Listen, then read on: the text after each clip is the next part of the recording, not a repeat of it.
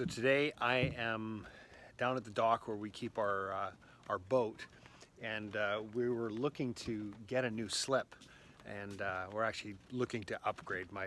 I jokingly say my wife has 10-foot-itis. We've got a little 22-foot runabout that we like to go on, and we're looking at something around the 30 to 35-foot range. So my wife's got 10-foot-itis, not 2-foot-itis. And so the interesting thing is that we were looking along, and they said, okay, you come out here and check out one of the slips. So here's an example of one of the slips that's going to potentially be available to us. But the interesting thing is the way, when I started looking at her inventory, because I went, here's all these boat slips, and she's only, there's very few places. I'm in Brentwood Bay. It's a tiny little area, west coast of British Columbia. And this is one of the only marinas in kind of this little bay area. And they've got to wait. She's just like, oh, well, for example, that slip there, she goes, that one's not available. This spot isn't available. There's a wait list. We'll put you on the wait list. And I went, okay, fine.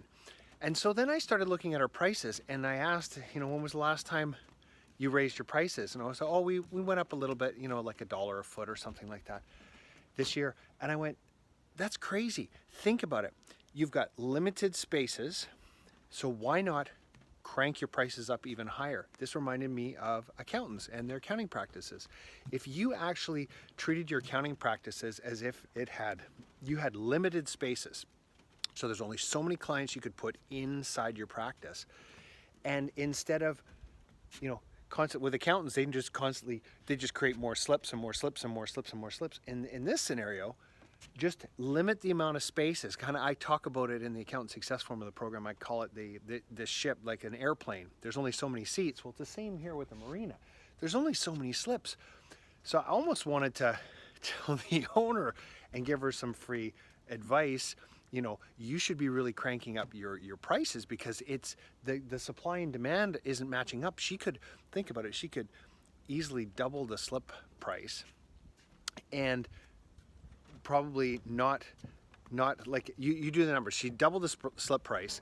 Say she loses half the boats, she's still bringing in the same revenue, but she's still got all the extra slips that she can eventually fill. So she will fill those other slips. So by a simple doubling of your prices, instantly your profitability goes through the roof. And I do this analysis with accounting firms quite often in the Accountant Success Formula model, where we look at the inventory and treating your practice as if it's got limited spots, like here, limited slips. Now, a lot of these slips are open right now because most people are out boating and enjoying the summer, which is what I'm hoping to do this weekend, get out on my boat. So anyways, there you go.